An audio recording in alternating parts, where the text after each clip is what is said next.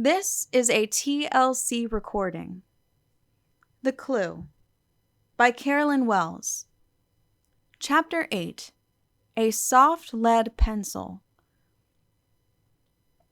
Coroner Benson looked at the young man curiously.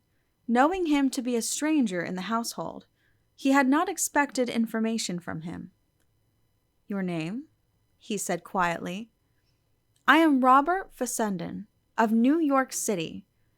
I am a lawyer by profession, and I came to Mapleton yesterday for the purpose of acting as best man at Mr. Carleton's wedding. I came here this morning not knowing of what had occurred in the night, and after conversation with some members of the household, I felt impelled to investigate some points which seemed to me mysterious. I trust I have shown no intrusive curiosity, but I confess to a natural detective instinct, and I noticed some peculiarities about that paper you hold in your hand to which I should like to call to your attention." Fesseden's words caused a decided stir among his hearers, including the coroner and the two doctors. Mr. Benson was truly anxious to learn what the young man had to say, but at the same time, his professional jealousy was aroused by the implication that there was anything to be learned from the paper itself, outside of his own information concerning it. "I was told," he said quickly, "that this paper is positively written in Miss Van Norman's own hand." Robert Fessenden, while not exactly a handsome man, was of a type that impressed everyone pleasantly. He was large and blond, and had an air that was unmistakably cultured and exceedingly well-bred. Conventionality sat well upon him, and his courteous self-assurance had in it no trace of egotism or self-importance. In a word, he was what the plain-spoken people of Mapleton called cityfied, and though they sometimes resented this combination of personal traits, in their hearts they admired and envied it. This was why Coroner Benson felt a slight irritation at the young man's savoir-faire, and at the same time a sense of satisfaction that there was promise of some worthwhile help. "I was told so too," said Fessenden, in response to the coroner's remark. "And as I have never seen any of Miss Van Norman's writing, I have, of course, no reason to doubt this. But this is the point I want to inquire about. It is assumed that Miss Van Norman wrote the words on this paper while sitting here at the table last evening, immediately or shortly before her death?" Mr. Benson thought a moment. Then he said, "Without any evidence to the contrary, and indeed without having given this question any previous thought, I think I may say that it has been tacitly assumed that this is a dying confession of Miss Van Norman's." He looked inquiringly at his audience, and Dr. Hills responded. "Yes," he said, "we have taken for granted that Miss Van Norman wrote the message while sitting here last evening, after the rest of the household had retired. This we infer from the fact of Mr. Carleton's finding the paper on the table when he discovered the tragedy." "You thought the same, Mr. Carleton?"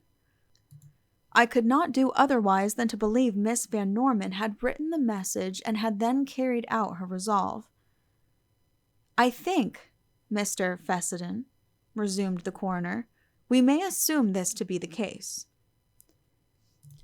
"Then," said Fessenden, "I will undertake to show that it is improbable that this paper was written as has been supposed. The message is, as you see, written in pencil. The pencil here on the table, and which is part of a set of desk fittings, is a very hard pencil, labeled H. A few marks made by it upon a bit of paper will convince you at once that it is not the pencil which was used to write that message. The letters, as you see, are formed of heavy black marks, which were made with a very soft pencil, such as is designated by 2B or BB. If you please, I will pause for a moment while you satisfy yourself upon this point." Greatly interested, Mr. Benson took the pencil from the pen rack and wrote some words upon a pad of paper. Dr. Leonard and Dr. Hales leaned over the table to note results, but no one else stirred. "You are quite right," said Mr. Benson. "This message was not written with this pencil, but what does that prove?" "It proves nothing," said Fessenden calmly, "but it is pretty strong evidence that the message was not written at this table last night. For had there been any other pencil on the table, it would doubtless have remained. Assuming then that Miss Van Norman wrote this message elsewhere and with another pencil, it loses its special importance commonly attributed to the words of one about to die." "It does," said Mr. Benson, impressed by the fact, but at a loss to know whither the argument was leading. "Believing then," went on the lawyer, "that this paper had not been written in this room last evening, I began to conjecture where it had been written, for one would scarcely expect a message of that nature to be written in one place and carried to another. I was so firmly convinced that something could be learned on this point that just before we were summoned to this room, I asked permission of Mrs. Markham to examine the appointments of Miss Van Norman's writing desk in her own room, and I found in her desk no soft pencils whatever. There were several pencils, of gold and of silver and of ordinary wood, but the lead in each was as hard as the one on the library table. Urged on by what seemed to me important developments, I persuaded Mrs. Markham to let me examine all of the writing desks in the house. I found but one soft pencil, and that was in the desk of Miss Dupuy, Miss Van Norman's secretary. It is quite conceivable that Miss Van Norman should write at her secretary's desk, but I found myself suddenly confronted by another disclosure, and that is that the handwritings of Miss Van Norman and Miss Dupuy are so similar as to be almost identical. In view of the importance of this written message, should it not be more carefully proved that this writing is really Miss Van Norman's own?" "It should indeed," declared Coroner Benson, who was by this time quite ready to agree to any suggestion Mr. Fessenden might make. "Will somebody please ask Miss Dupuy to come here?" "I will," said Miss Morton, and rising, she quickly rustled from the room. Of course, every one present immediately remembered that Miss Dupuy had left the room in a fit of hysterical emotion, and wondered in what frame of mind she would return. Nearly every one, too, resented Miss Morton's officiousness. Whatever errand was to be done, she volunteered to do it, quite as if she was a prominent member of the household, instead of a lately arrived guest. "This similarity of penmanship is a very important point," observed Mr. Benson. "A very important point indeed. I am surprised that it has not been remarked sooner." "I've often noticed that they wrote alike," said Kitty French impulsively, "but I never thought about it before in this matter. You see," she involuntarily addressed herself to the coroner, who listened with interest. "You see, Madeline instructed Cicely to write as nearly as possible like she did, because Cicely was her social secretary and answered all her notes and wrote letters for her, and sometimes Cicely signed Madeline's name to the notes, and the people who received them thought Maddie wrote them herself. She didn't mean it to deceive, only sometimes people don't like to have their notes answered by a secretary, and so it saved a lot of trouble. I confess," Kitty concluded, "that I can't always tell the difference in their writing myself, though I usually can." Miss Morton returned, bringing Cicely with her. Still officious of manner, Miss Morton rearranged some chairs, and then seated herself in the front row with Cicely beside her. She showed what seemed almost an air of proprietorship in the girl, patting her shoulder and whispering to her, as if by way of encouragement. But Miss Dupuy's demeanor had greatly changed. No longer weeping, she had assumed an almost defiant attitude, and her thin lips were tightly closed in a way that did not look promising to those who desired information. With a conspicuous absence of tact or diplomacy, Mr. Benson asked her abruptly, "Did you write this paper?" "I did," said Cicely, and as soon as the words were uttered, her lips closed again with a snap. Her reply fell like a bombshell upon the breathless group of listeners. Tom Willard was the first to speak. "What?" he exclaimed.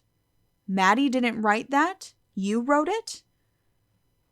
"Yes," asserted Cicely, looking Tom squarely in the eyes. "When did you write it?" asked the coroner. "A week or more ago." "Why did you write it?" "I refuse to tell." "Who is the S mentioned on this paper?" "I refuse to tell." "You needn't tell. That is outside the case. It is sufficient for us to know that Miss Van Norman did not write this paper. If you wrote it, it has no bearing on the case. Your penmanship is very like hers." "I practiced to make it so," said Cicely. "Miss Van Norman desired me to do so, that I might answer unimportant notes and sign her name to them. They were in no sense forgeries. Ladies frequently have their own names signed by their secretaries. Miss Van Norman often received notes like that.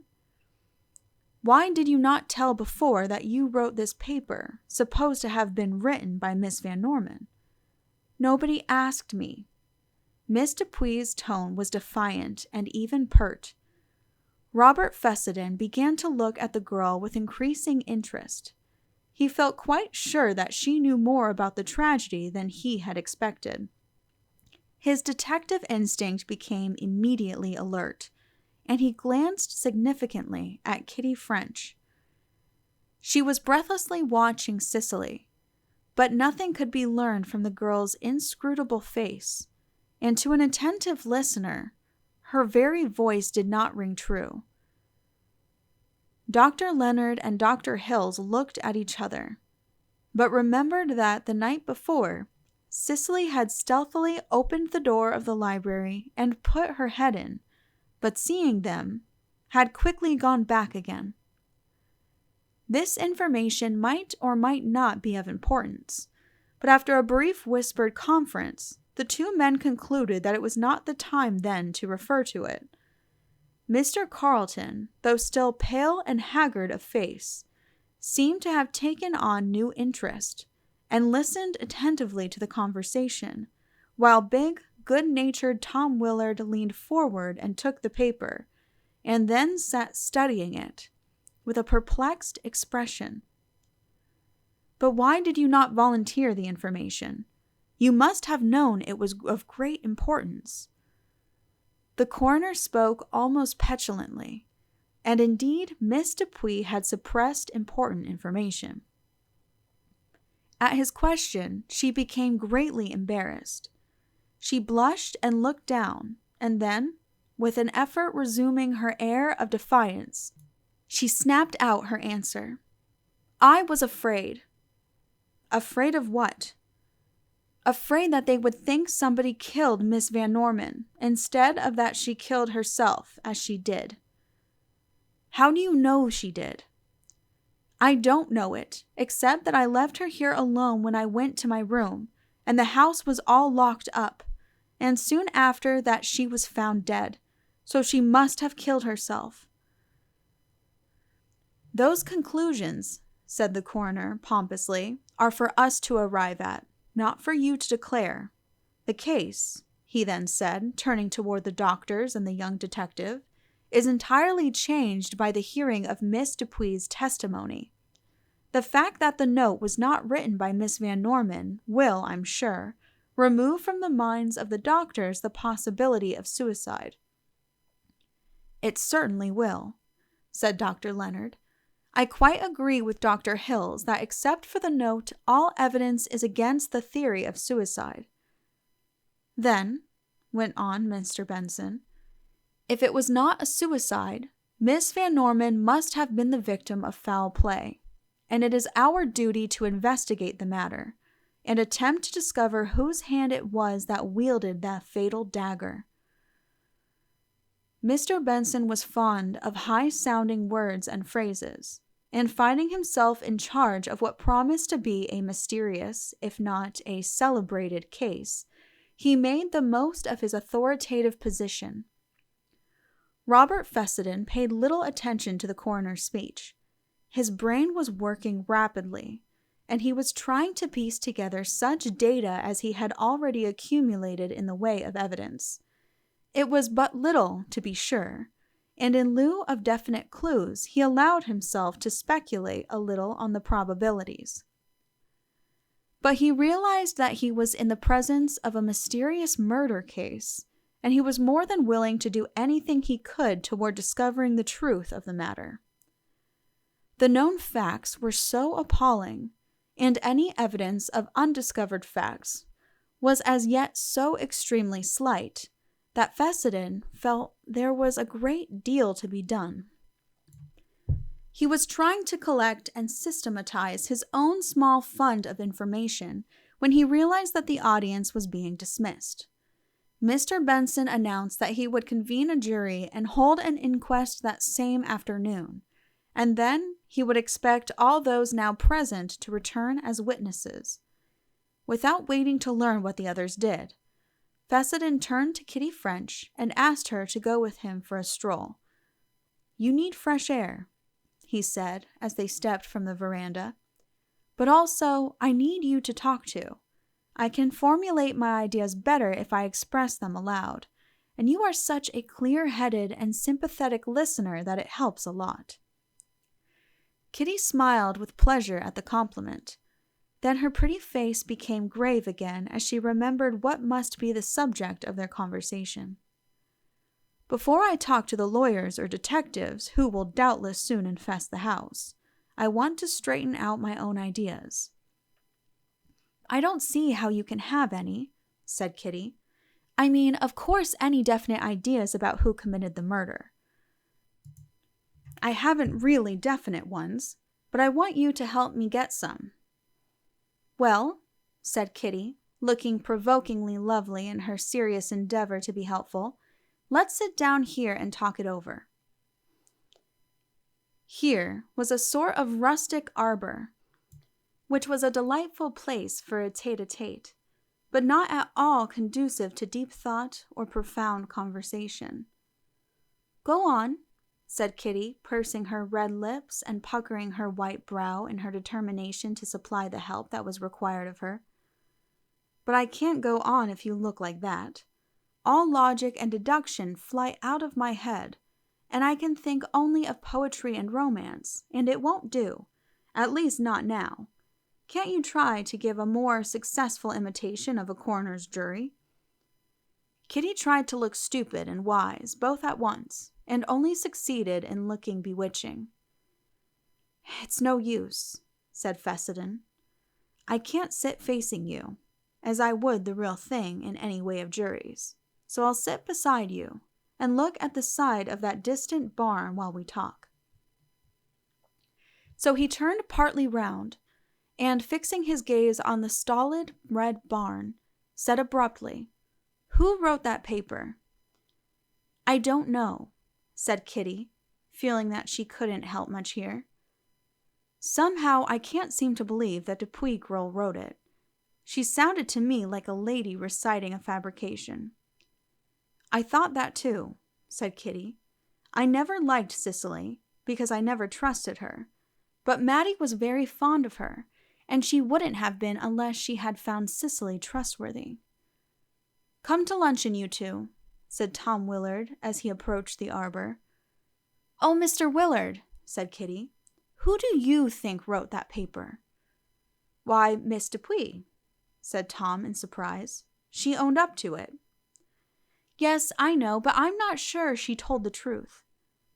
"I don't know why she shouldn't," said Tom thoughtfully, and then he added gently, and after looking at it closely, I felt sure myself it wasn't Maddie's writing after all. Then it must be Cicely's, said Kitty. I admit I can't tell them apart. And then the three went back to the house. End of Chapter 8. Please click the link below to continue on to Chapter 9. This has been a TLC recording. Thank you for listening, and please be sure to subscribe.